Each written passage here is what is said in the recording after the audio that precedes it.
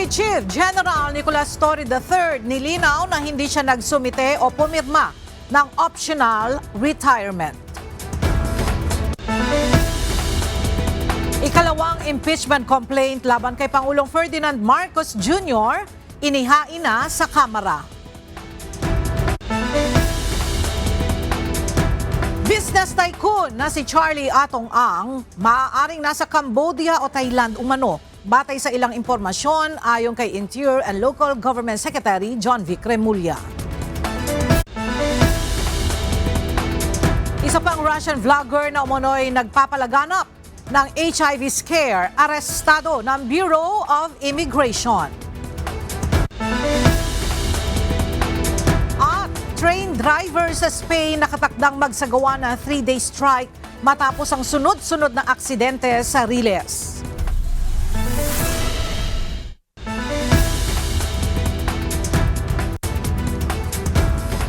Magandang tanghali mga kasangbahay. Ngayon po ay araw ng Huwebes, January 22, 2026.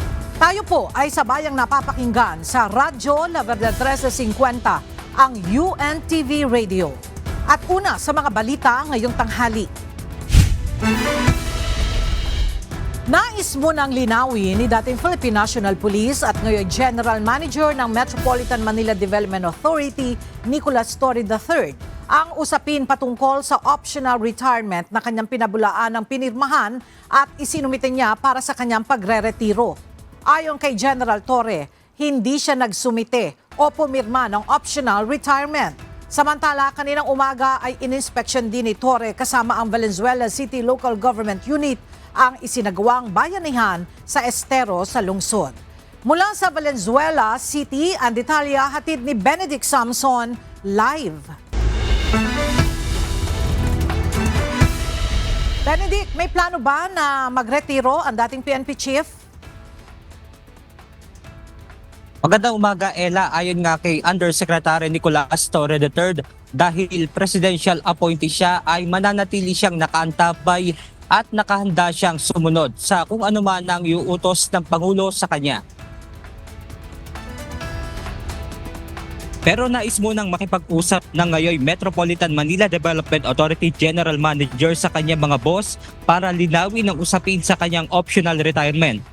Base sa mga naunang pahayag ng National Police Commission o NAPOLCOM, noon pang December 26, 2025 ay epektibo na ang optional retirement ng dating Philippine National Police Chief.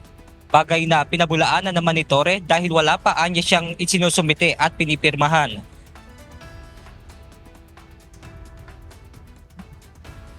I'm going to clear it up with my organization. Wala kasi akong pinipirmahang application eh. So let's leave it at that muna. Kasi mag-uusap muna kami ng aking mga boss. Titignan ko muna kung anong nangyari. Pero nag-file po kayo ng optional retirement? No. Ayon pa kay Undersecretary Torre, hindi na rin bago na may mga matataas na opisyal ng pulisya ang nagtatrabaho sa ibang ahensya ng pamahalaan. Hindi naman first time yan na ang isang pulis ay nagtrabaho sa ibang agencies eh. Marami. Until now, may mga active na police officers na kababalik lang sa PNP. High-ranking police officers na 10 years nagstay sa BI, sa Bureau of Immigration, on secondment. And hindi yan ang first, hindi rin yan ang last sigurado. Because it is upon the option of the President to deploy people in accordance to the needs as he sees it. Samantala, kaninang umaga ay ininspeksyon ni Yusek Torre kasama ang Valenzuela Local Government Unit ang ginawang bayanihan sa Estero sa Calabing Coho River sa Barangay Malanday, Valenzuela City. Sa naturang paglilinis, pinalalalim at hinahakot ng MMDA at lokal na pamahalaan ang mga basura at burak mula sa naturang ilog. Ayon kay Valenzuela City Mayor Wes Gatchalian, isa ang Calabing Coho River sa nagiging dahilan ng pagbaha sa MacArthur Highway. Ito ay very important and vital for Valenzuela City dahil pag dineretsohon natin itong kakaliwa dito hanggang dulo, covering na may kawayan. Bakit yung importante ito? Dahil pag tumaas ang tubig dito, kadalasan bumabara na po ito, ang tubig na pupunta sa MacArthur at ang effect po yun ay ang boundary po ng Valenzuela at ng may kawayan. Ella, sinabi nga rin ni MMDA General Manager Torre na ngayong taon ay target nilang malinis ang nasa 25 na major estero sa Metro Manila. At yan muna ang ating update mula rito sa Valenzuela City. Balik sa inyo dyan, Ella. Maraming salamat, Benedict Samson. Nagpapahiwatig na umanong sumuko si dating Ako Bicol Party List Representative Zaldico. Ayon kay Department of the Interior and Local Government Secretary John Vic Remulla, sinasabing may surrender feelers na ang dating mambabatas na idinaan sa kanyang mga kakilalang pari. Gayunman, nilinaw ng kalihim na hindi pa beripikado ang impormasyong ito. Sa kabila nito, iginiit ng kalihim na sineseryoso ng pamahalaan ang anumang pahiwatig ng pakikipagdialogo ng dating mambabatas. Huling na monitor si Ko sa Portugal kung saan mayroon na umano itong Portuguese passport. Not exactly, parang nagpapakonect na gustong ng dialogue sa amin. So, pero of course that's not verified. Parang nagsabi pa lang, sinabi ng kaibigan na pinaparating. Dinepensahan ni Senador Amy Marcos ang tinagurian nilang minority report sa investigasyon ng Senate Blue Ribbon Committee sa flood control scandal. Ito ay matapos ihayag ni Senador Ping Lacson na ibabasura nito ang naturang dokumento. Darito ang report ni Asher Cadapan Jr. Hindi ako may basurang pinagtatakpan. Ito ang tugon ni Senador Amy Marcos sa mga buwelta ni Senador Panfilo Lacson sa tinaguriang Minority Report. Isa itong dokumento kaugnay sa mga pagdinig ng Senate Blue Ribbon Committee sa flood control scandal. Mula ito sa Senate Minority Block na pinirmahan ng 6 sa 9 na miyembro ng minorya. Nakapaloob dito ang kanilang mga obserbasyon, findings, mga rekomendasyon at mga posibleng ihaing legislative measure. Ngunit sa isang panayam, sinabi ni Senador Ping na ang respeto ay nagbubunga ng respeto. Paano anya nito tatratuhin ng may respeto ang isang dokumentong sumisimbolo ng kawalan ng respeto sa komite at buong Senado? Kaya ayon sa Senador, ang bagsak niyaon ay sa basurahan. Buwelta naman ni Senador Amy, ang pinatutunguhan ng Minority Report ay ang taong bayan at ang mamamayan Pilipino ay hindi basurahan. Ayaw na rin anya patulan ni Senador Amy ang usaping respeto, ngunit kung may pinakamalaking bastusan sa naturang issue, ito ay ang pababastos sa talino at pangunawa ng Pilipino. Kasabay ng unang paglalahad sa Minority Report, ipinaliwanag na ni Senador Rodante Marcoleta kasama ang Senadora ang layo ng naturang dokumento. So, ang mga tao nagtataka, ano na naman ito? Wala na bang ito? Wala bang closure ito? Hindi ba natin malalaman kung sino talaga ganito? Kaya napilitan po kaming maglabas ng minority report. Tinawag po naming minority report for lack of better term. Kasi po kung gagawin nating legal ito na isasang-ayon natin sa aming mga committee, sa ating Senate rules, hindi pa kami pwedeng maglabas kasi kailangan matapos talaga yung committee report. Sang-ayon naman si Senador Risa Ontiveros sa prosesong ito na dapat mauna ang committee report bago ang minority report. Ang president na naalala ko, naalala nyo siguro nung nasa minority kami ni dating minority leader Coco Pimentel, nakapag-submit din kami ng isang minority report noon, 'di ba, dun sa sugar smuggling fiasco, at ginawa po namin 'yon pagkatapos ilabas yung committee report ng Blue Ribbon noon at nabasa namin. And so our minority report was a comment on and a constructive criticism too, at may proposals kami doon. So, nung panahong iyon, pinayagan ng Blue Ribbon Committee i-attach yung aming minority report dun sa committee report ng Blue Ribbon.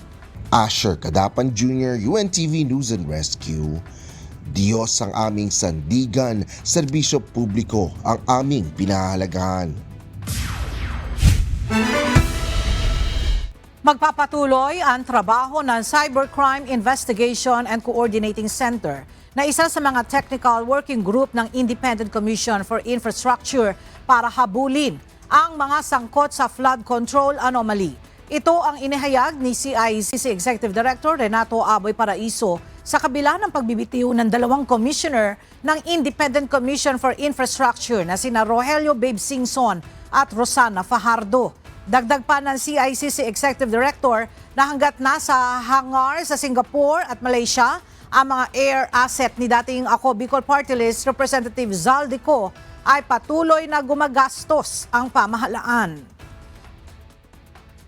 Tuloy-tuloy pa rin ang trabaho ng Tito G, and I don't think we're stopping anytime soon kasi again, with the order of battle and yung inventory system na yan, so makikita natin tuloy-tuloy pag-recover natin ang assets. Muling tiniyak ng Department of Public Works and Highways o DPWH na hindi sila aatras sa paghabol sa mga nasa likod ng umunoy mga anomalya sa mga proyektong kontrabaha ng pamahalaan. Ayon sa ahensya, magpapatuloy ang pagsusumite nila ng mga referral at ulat sa Office of the Ombudsman hanggang sa mapanagot at makulong ang mga sangkot sa issue. Narito ang report ni Jed Neresina. Malapit nang matapos ng legal team ng Department of Public Works and Highways o DPWH ang panibago nilang referral sa Office of the Ombudsman. Ito ang inihayag ni DPWH Secretary Vince Dizon nang matanong tungkol sa update sa inihahanda nilang referral kaugnay ng umano'y anomalya sa mga proyektong kontrabaha sa Cebu. Naunang binanggit ni Secretary Dizon nitong huling buwan ng 2025 na target nilang maisumite ito ngayong Enero ng 2026. Kung saan katulong at kasama nila ang Independent Commission for Infrastructure o ICI sa referral na ito. Siyempre, malaking tulong ang ICI. Kasi dagdag na, alam mo, hindi naman trabaho talaga ng DPWH ang magkaso at magpakulong. No? Pero kailangan tuloy-tuloy pa rin lang. And Cebu, tinatapos na ng legal team natin yung referral sa Ombudsman for Cebu and others also. Ipinaliwanag pa ng kalihim na hindi maapektuhan ang mga susunod pang referral ng ahensya sa Ombudsman kahit pa kulang na sa commissioners ang ICI na kasama nila sa pangangalap ng ebidensya. Ayon kay Secretary Dizon, may kakayahan naman ang DPWH na direktang magsumite ng mga ulat sa Office of the Ombudsman kaugnay ng flood control projects anomaly sa iba't ibang lugar sa bansa. Samantala, ibinahagi rin ng kalihim ang naging pag-uusap nila kamakailan ni Ombudsman Crispin Remulla. Ayon sa DPWH Chief, asahang masimulan na ang examination sa computer ng yumaong si dating DPWH Secretary Maria Catalina Cabral. Magsiset na sila kundi later this week or early next week ng conference on the computers of the late former Undersecretary Cathy Cabral. Kaugnay nito, tiniyak ng DPWH na katulong ang iba pang ahensya ng pamahalaan ay madaragdagan pa ang mapapanagot sa nangyaring malawakang korupsyon sa pamahalaan. Jed Neresina, UNTV News and Rescue. Diyos ang aming sandigan, serbisyo publiko ang aming pinahahalagahan. Nagpapatuloy pa rin ang operasyon ng PNP Highway Patrol Group laban sa mga luxury cars na may kaugnayan kay dating Ako Bicol Party List Representative Zaldico. Ayon kay HPG Director Police Brigadier General Hansel Marantan, hindi tumitigil ang kanilang mga tauhan maging sa Region 5 upang matagpuan ang 10 pinaghahanap na luxury cars ng dating mambabatas. Mula sa Camp Crame, may report si Lea Ilagan live. Lea, natukoy na ba ng HPG kung sino ang may-ari ng plaka na nakakabit sa Ferrari na na-recover ng HPG sa Pasig? Magandang tanghali sa iyo, Ella. Natukoy na nga ng Philippine National Police Highway Patrol Group kung sino ang may-ari ng plaka na nakakabit sa isang Ferrari na natagpuan ng mga otoridad sa kondo ni dating Ako Bicol Party List Representative Zaldico sa Pasig. Excuse me, ang raid noong January 9. Ayon kay HPG Director Police Brigadier General Hansel Marantan, ang plaka ay pagmamay-ari mismo ng asawa ni Ko. Aniya, Ferrari din ang original na may-ari ng plaka, subalit hindi ito ang light blue Ferrari na nakuha sa parking lot ng kondo ni Ko. Base sa verifikasyon sa Land Transportation Office, sinabi ni Marantan hindi pa nakarehistro ang Ferrari sa kahit na kanino, kaya't iniimbestigahan nila kung paano ito napasa kamay ng dating mambabatas.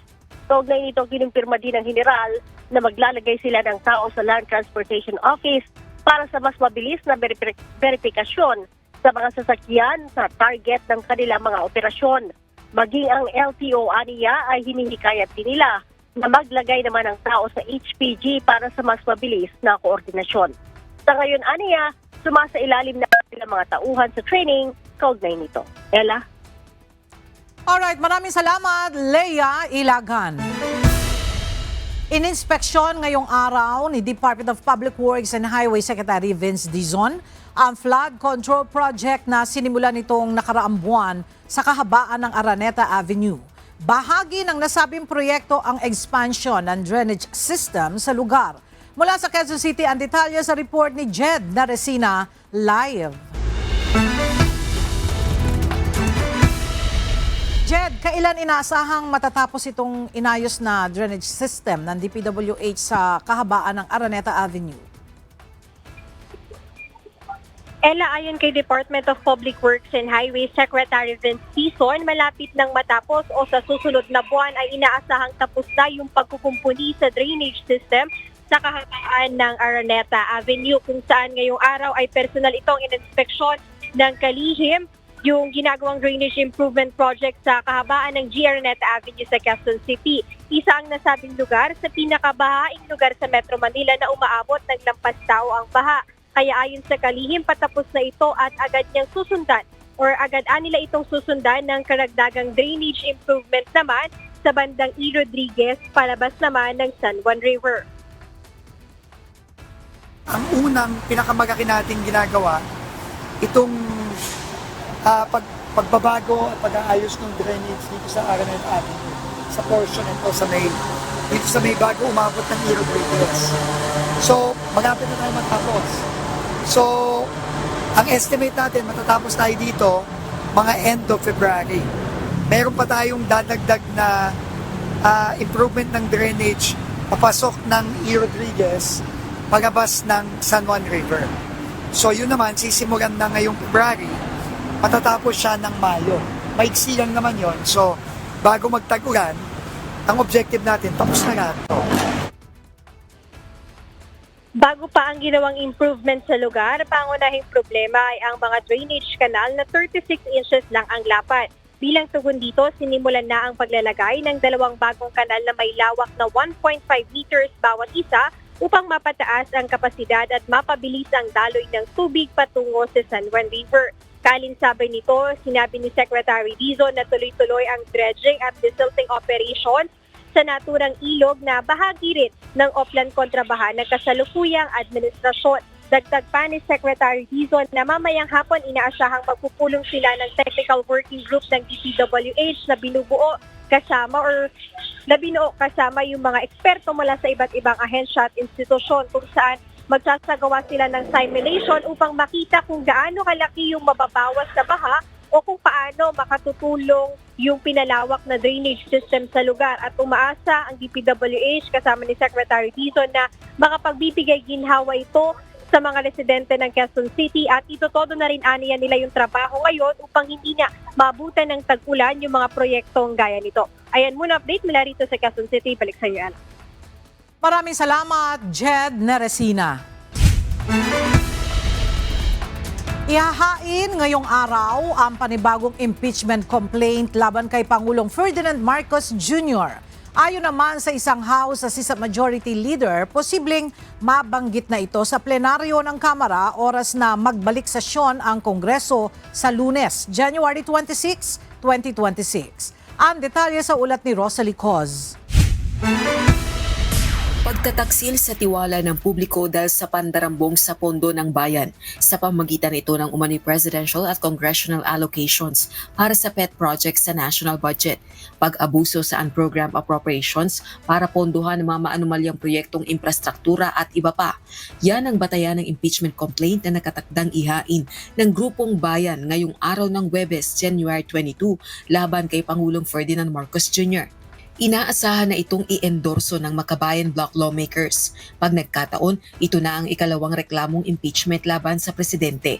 Naipadala na sa tanggapan ni House Speaker at Isabela 6th District Representative Faustino Boji III ang unang impeachment complaint Ayon kay House Secretary General Attorney Sheloy Garafil, hudyat na nagsimula na ang proseso ng impeachment batay sa panuntunan ng Kamara.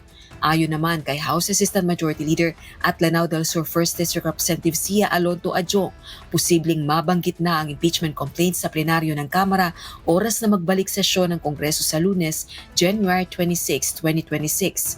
I think the procedure would be that it would be calendared, no? Meaning it will be mentioned in the open session once Congress resumes on the 26th.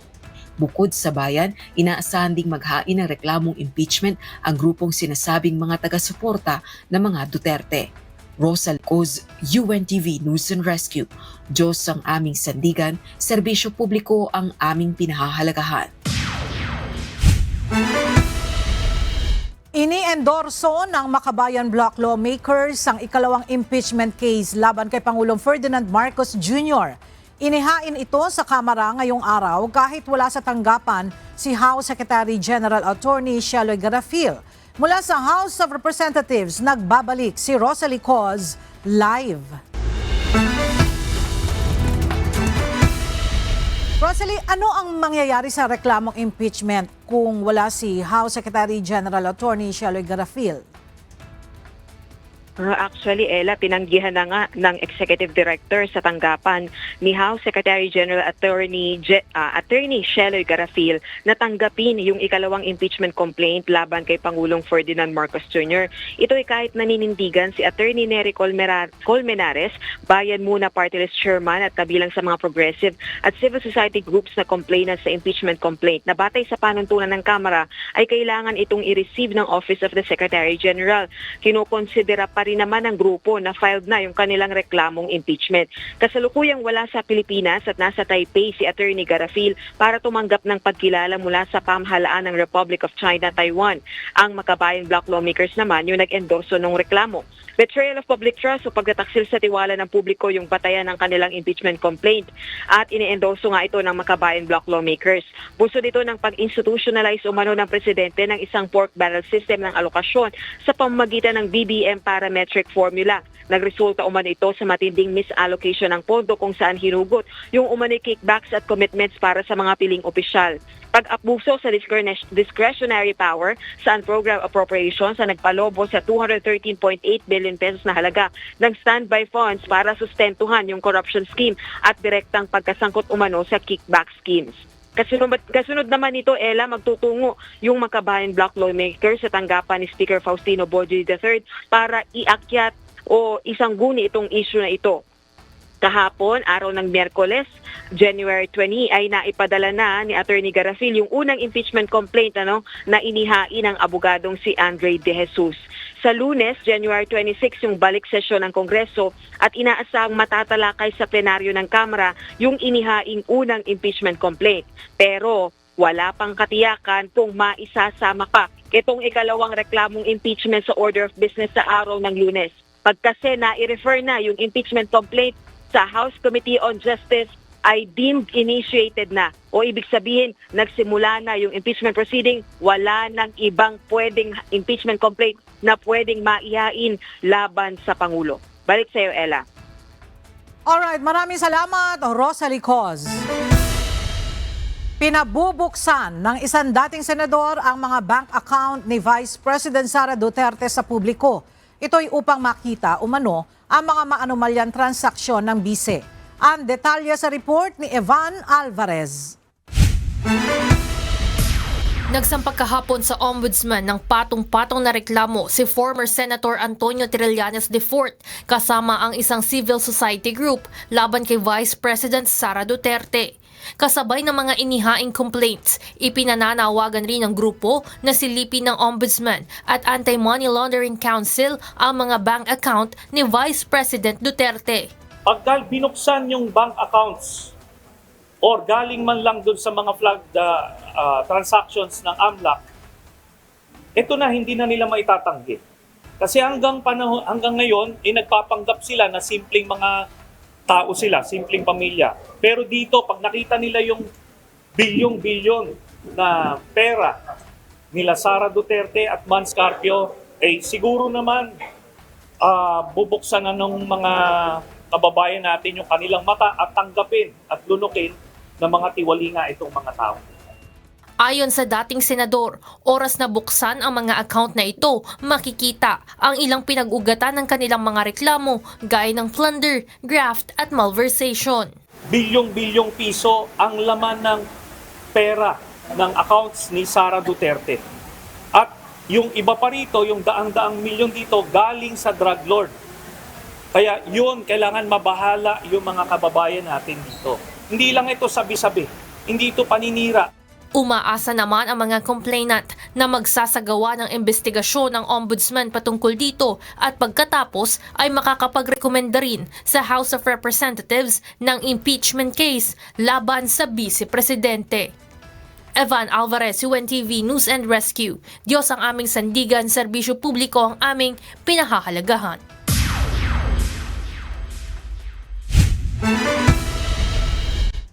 Ni Department of the Interior and Local Government Secretary John Vic Remulla na may mga report umano na nasa Cambodia o Thailand ngayon ang negosyante na si Charlie Atong Ang. Sa isang panayam, sinabi ni Secretary Remulla na may mga raw information na nasa Cambodia si Atong Ang kung saan nagsiset up rin ang negosyante ng online sabong doon. Sa kabila nito, sinabi pa rin ni Remulla na kumpiyansa siyang nasa Pilipinas pa rin si Atong Ang. Sakali mang nasa Cambodia nga ang negosyante, ayon sa opisyal, maaaring i-request ni Pangulong Ferdinand Marcos Jr. sa Cambodia government ang pag-aresto sa itinuturing na #1 most wanted sa Pilipinas. According to Patindongan, yung star witness natin, he has access to Cambodia. Later on siya para makarating sa Cambodia. And we're investigating kung dumaan siya sa doctor.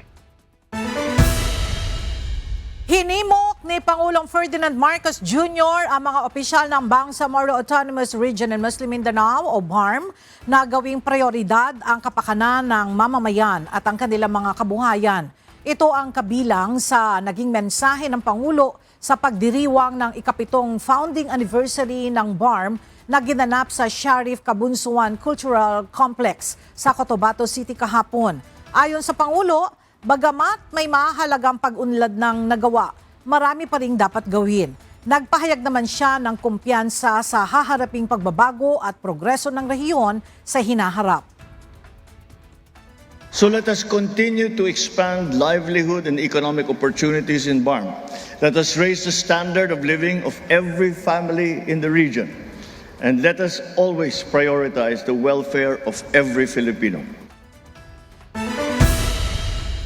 Naaresto ng mga operatiba ng Bureau of Immigration Fugitive Search Unit ang isang 21 anyos na Russian vlogger na nag-viral sa social media dahil sa umano'y pananakot na magpapakalat ng sakit na HIV habang siya ay nasa Pilipinas. Kinilala ang nasabing Russian vlogger na si Nikita Shekov na pumasok sa bansa bilang isang turista noong January 15. Ilang araw matapos siyang dumating sa Pilipinas, nag-upload ang dayuhan ng mga video kung saan siya ay nasa Bonifacio Global City sa Taguig at sinabing intensyon niyang magpakalat ng HIV. Sinabing ginawa ng Russian vlogger ang content bilang rage bait upang makakuha ng mas maraming atensyon mula sa mga online user. Sa ngayon ay nasa kustodiya na ng Bureau of Immigration si Shekov at nahaharap sa deportation. Hinatulang guilty ng korte sa Tacloban City ang journalist na si Frenchie May Cumpio sa kasong terrorism financing.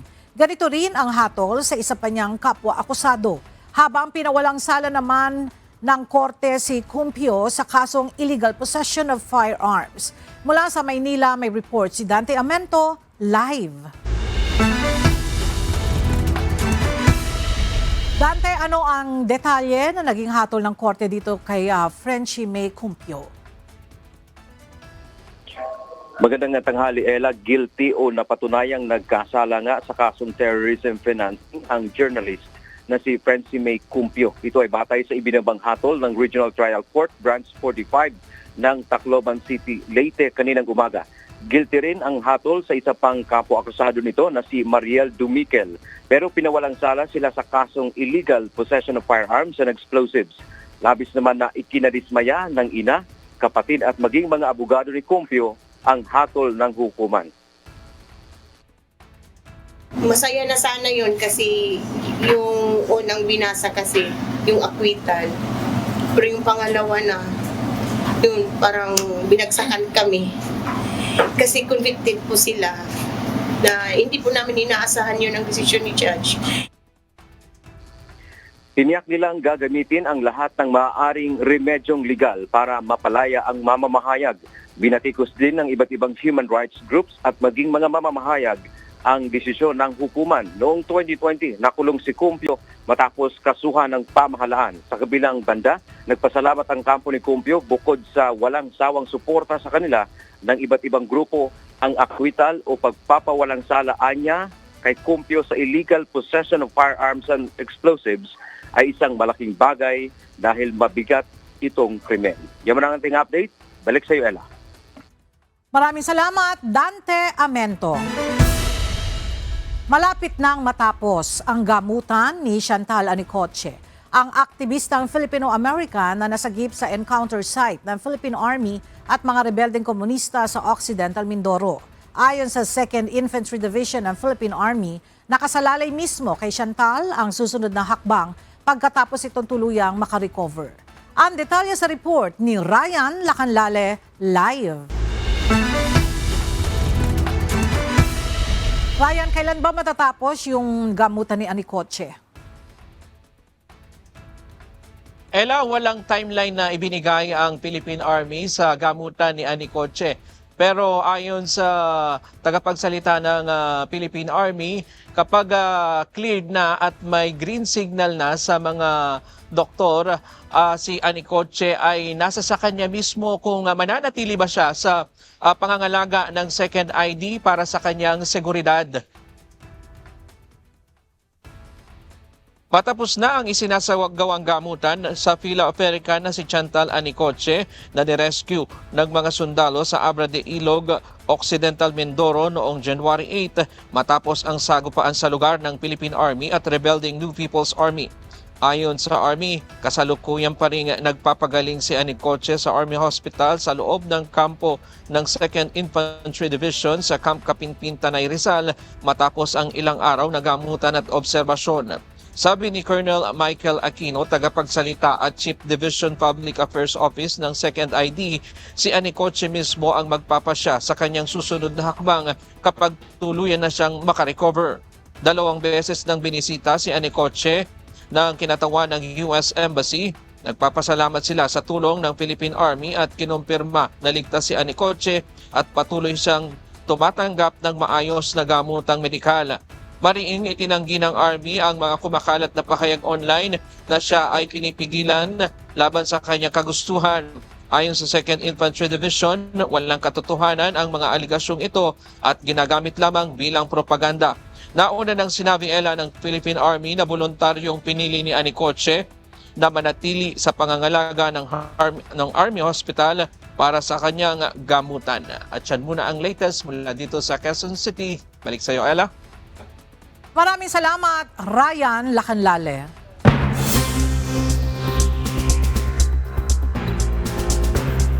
Sa kapapasok lamang na balita, inianunsyo ng Malacanang na nagpakonsulta sa doktor si Pangulong Ferdinand Marcos Jr. Ayon kay Palace Press Officer Yusek Claire Castro, isinailalim ang Pangulo sa medical observation kagabi matapos makaranas ng discomfort. Pinayuhan niya ng mga doktor ang Pangulo na magpahinga at monitoring at mabuti na ang kanyang kondisyon. Hindi na binanggit ng Malacanang kung nananatili sa isang ospital ang Pangulo. Pero ayon kay Yusek Castro, patuloy si PBBM sa pagtupad sa kanyang responsibilidad at nakabalik na sa Malacanang.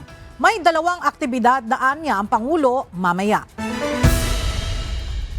At para naman sa ating weather update, tuluyan ng humina at isa na lamang low pressure area ang nakaraang bagyong Ada.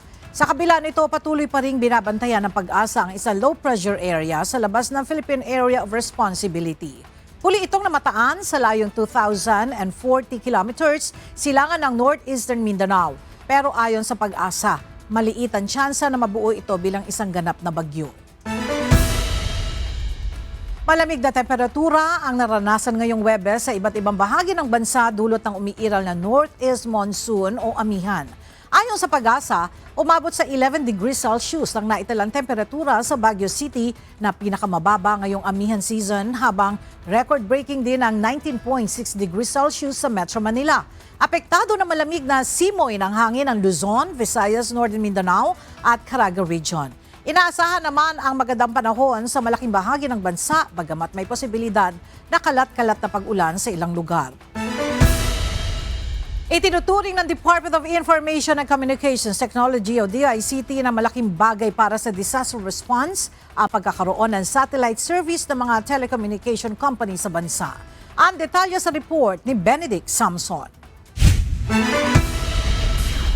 Inaabot ng ilang araw bago ma-restore ang signal ng mga telecommunication company. Ito ang karaniwang nararanasan ng mga lugar na nakararanas ng malakas na bagyo. Kaya naman ngayong taon, ito ang iiwasang maulit ng Department of Information and Communications Technology o DICT. Ayon kay DICT Secretary Henry Aguda, ngayong taon ay sisikapin nila katuwangan telco na hindi na mawala ang signal kahit nananalasa ang malakas na bagyo. 2-3 days na ngayon yung record namin 2-3 days mabilis na yun. Pero naisip nga ng Presidente, baka mas maganda, hindi na magda-down yung signal. So si Globe naman, ito yung sagot na nila. So, utos sa amin ni Presidente, yung next typhoon season, dapat yung mga kababayan natin, pag tinamaan sila ng bagyo, yung signal nila hindi mawawala. Dagdag pa ng kalihim, mahalaga ang tuloy-tuloy na signal lalo na sa gagawing disaster response ng pamahalaan.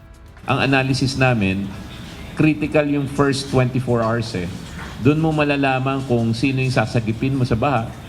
Doon mo malalaman kung saan yung nawawalang kapamilya. Yun yung critical. And from the government standpoint, the first 24 hours, doon mo malalaman saan mo na i-deploy yung mga relief operations mo. Kasi minsan yung bagyo, maprepredict mo 2 days before, pero pag nag-hit siya, nagbabago Ayon kay Globe Telecom Senior Vice President Joel Agustin, katuwangan satellite service na Starlink, magsasagawa muna sila ng dry run para sa satellite phone service. So we've identified underserved areas and unserved areas. So we wanted to see how it will interplay with the terrestrial network. So sabay-sabay yon. So once Starlink start propagating yung mga satellites, so ibig sabihin, ibibeam na nila yung satellites towards the Philippines, it will cover the whole of the Philippines. Paglilinaw ng Globe Telecom, hindi kakailanganin ng panibagong cellular phone para sa naturang satellite service. It's going to be different to yung satellite service na binibili natin right now, wherein kailangan ng specialized device yun And those specialized devices are expensive, right? For this case, for DTC using Starlink, with this partnership with Globe, ang kailangan mo lang is the same phone that you have right now as long as it's 4G capable. Benedict Samson, UNTV News and Rescue. Diyos ang aming sandigan, serbisyo publiko ang aming pinahahalagahan. Kinumpirma ng Philippine Institute of Volcanology and Seismology o PHIVOLCS na walang kaugnayan sa ipinapakitang aktibidad ng Bulkan Mayon ang mga mud pools na matatagpuan ngayon sa bayan ng Manito, Albay. Narito ang report ni Alan Manansala. Nilinaw ni Dr. Paul Carson Alanis, ang Supervising Science Research Specialist ng Philippine Institute of Volcanology and Seismology o PHIVOLCS na ang mga nakikitang tila butas na may kumukulong putik sa barangay Balabagon sa Manito, Albay ay isang hot mud pools tulad ng sa Mount Makiling. Isa itong uri ng geothermal feature kung saan ang mainit na putik ay kumukulo o bumubulwak dahil sa init at gas na nagmumula sa ilalim ng lupa. Kamakailan kasi ay nagdulot ng alarma sa naturang barangay ang paglitaw ng mga ito kasunod ng pag-aalboroto ng Bulkan Mayon sa kaparehong probinsya.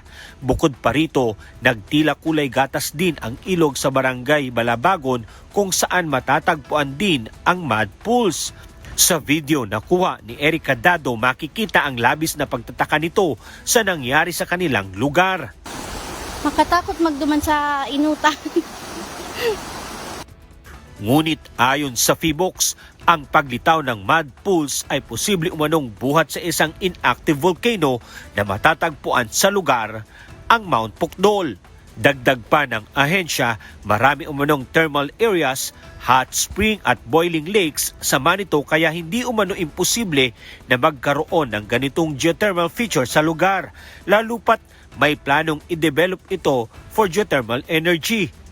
Pagdidiin ng ahensya, wala itong kaugnayan sa pag-aalburuto ng Bulkan Mayon. Samantala, bilang pag-iingat sa mga residente, naglabas na ang Municipal Environment and Natural Resources Office o MENRO, Manito ng isang public advisory. Dito mariing pinapayuhan ang lahat ng residente at bisita na iwasan ang paggamit ng Balabagon River sa anumang layunin tulad ng paliligo, paglalaba, pangingisda o libangan hanggang sa susunod na abiso. Naglagay na rin ng caution tape ang barangay officials para hindi na makalapit pa ang mga residente sa mainit na putik. Alan Manansala, UNTV News and Rescue. Diyos ang aming sandigan, serbisyo publiko ang aming pinahahalagahan.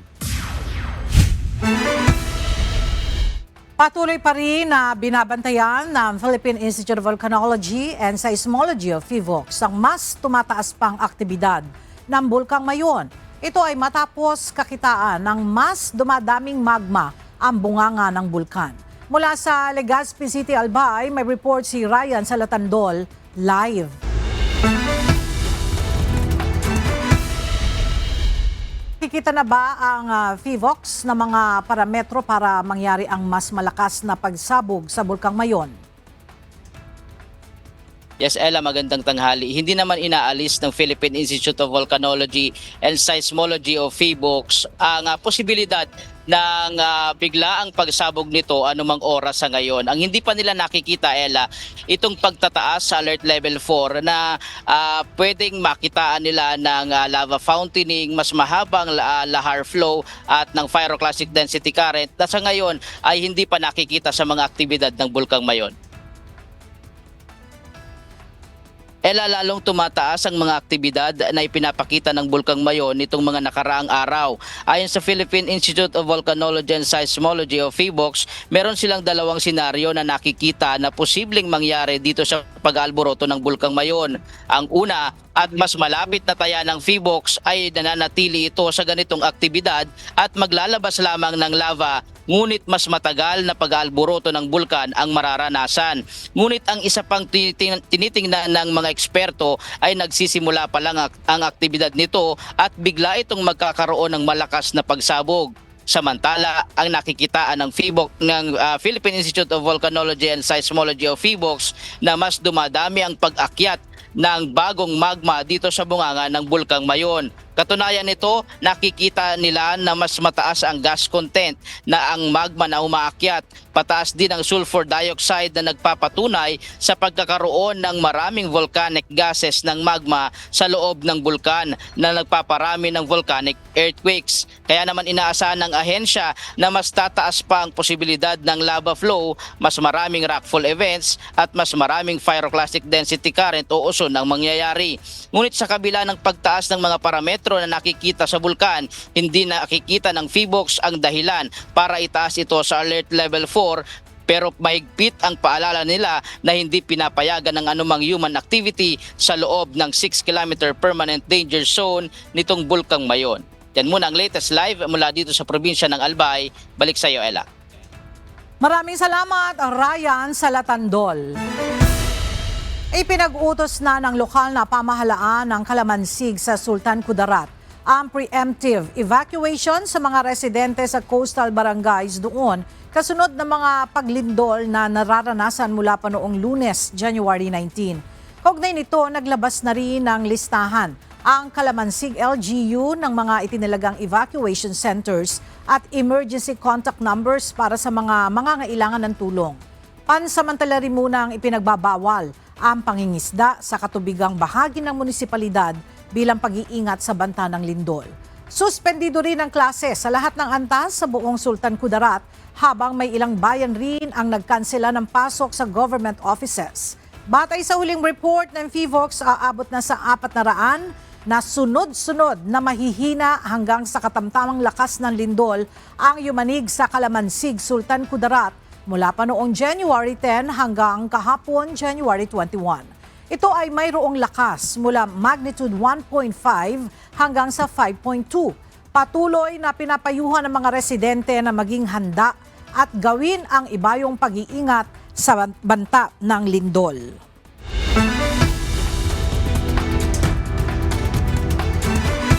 Magkatuwang na nirespondehan ng UNTV News and Rescue at Bulua Rescue Unit ang isang insidente ng banggaan ng motorsiklo at taxi sa Cagayan de Oro City noong Martes ng gabi.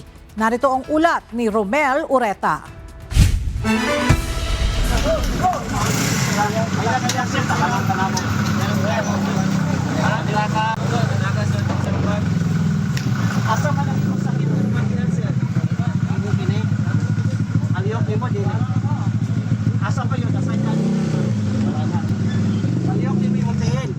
Isang banggaan sa pagitan ng isang motorsiklo at isang taxi ang nirespondehan ng UNTV News and Rescue Team sa Mother Perpetual Health Avenue Zone 1, Bulua, Cagayan de Oro City bandang alas 10:30 ng gabi, January 20. Batay sa inisyal na investigasyon, mabilis ang takbo ng motorsiklo nang biglang nag-U-turn ng taxi dahilan upang magkabanggaan ng dalawang sasakyan sa kabilang linya ng kalsada.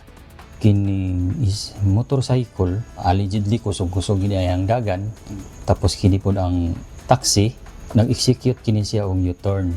So ang motong siguro ang kining driver sa motorcycle wala na niya na manage ang iyang manobela, motong nagbangga sila dito sa dapit sa left front tire sa ang taxi og dito na pod ni sila nagbangga sa opposite lane. Sa lakas ng impact, lubhang nasugatang 23 anyos na lalaking angkas ng motorsiklo. Tumilapon ito ng halos 5 metro. Nagtamo ang pasyente ng 1 hanggang 2 pulgadang hiwa sa kaliwang binti at posibleng deformity sa kaliwang braso nito. Agad na nabigyan ng pangunang lunas ng team at sinuri ang vital signs nito at sakay sinugod ang biktima sa Northern Mindanao Medical Center. Samantala, kritikal naman ang lagay ng driver ng motorsiklo na nirespondehan naman ng Barangay Bulua Rescue Team. Isinugod ito sa parehong ospital, subalit idineklara itong dead on arrival ng doktor matapos ang mahigit na 30 minutong puspusang resuscitation efforts. Patuloy naman ang investigasyon ng mga otoridad sa insidente habang muling paalala sa mga motorista ang disiplina, pag-iingat at pagsunod sa batas trapiko. Kani siya nga pahimang no balik-balik kini siya na kung panahon sa kagabion nga mingaw ang dalan dili lang pud ta magpakusog dagan kay diha manggod ang naay mga insidente nga dinagko ay mga patal nga mga panghitabo na. Wala namang natamong injury ang driver ng taxi at kasalukuyan na sa kustodiya ng mga pulis. Sa mga nangangailangan ng agarang tulong sa panahon ng aksidente o sakuna, maaaring makipag-ugnayan sa UNTV News and Rescue Hotline 8911 UNTV o 8911-8688. Romel Tom Oreta, UNTV News and Rescue. Diyos ang aming sandigan, serbisyo publiko ang aming pinahahalagahan.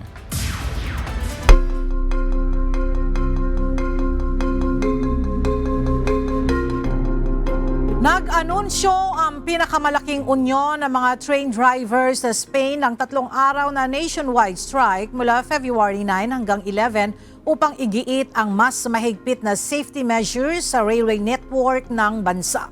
Ito ay kasunod ng 3 derailment sa loob lamang ng 48 oras na ikinasuwi ng maraming individual kabilang ang 2 train driver.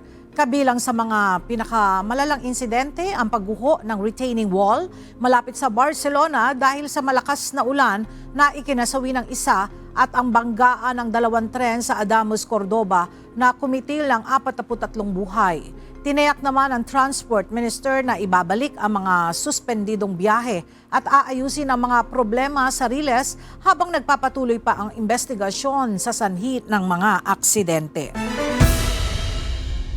Naglabas ang pamahalaan ng Greenland ng bagong brochure na naglalaman ng mga paalala sa publiko sakaling magkaroon ng krisis sa gitna ng paulit-ulit na pahayag ni US President Donald Trump na nais nitong kontrolin ang teritoryo mula sa Denmark.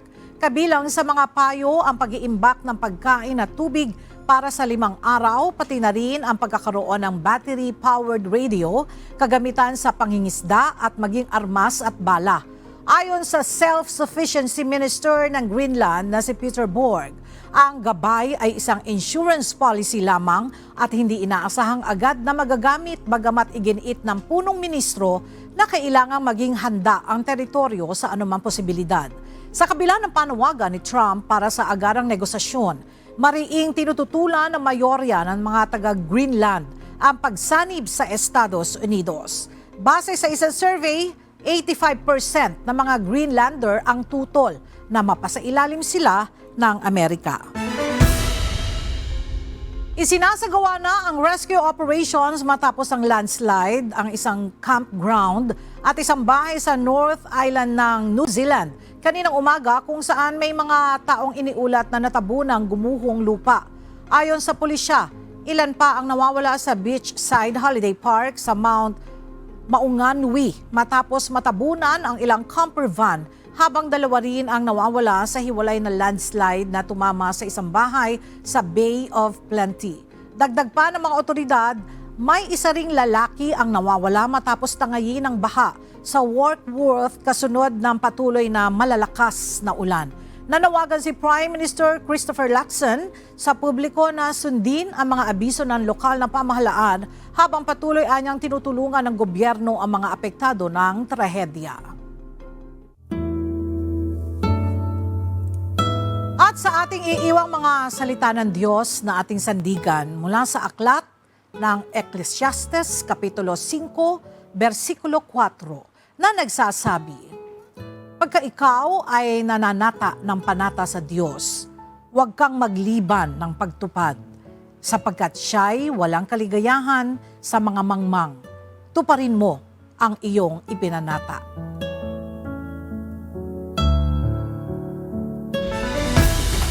At yan ang mga balitang aming tinutukan at inaksyonan. Dahil sa aming pagbabalita, una ang pagkalinga sa kapwa. UNTVC News may balita saan mampanig ng daigdig. At dito sa UNTV, Diyos ang aming sandigan, serbisyo publiko ang aming pinahalagahan. Magandang tanghali at salamat sa Diyos.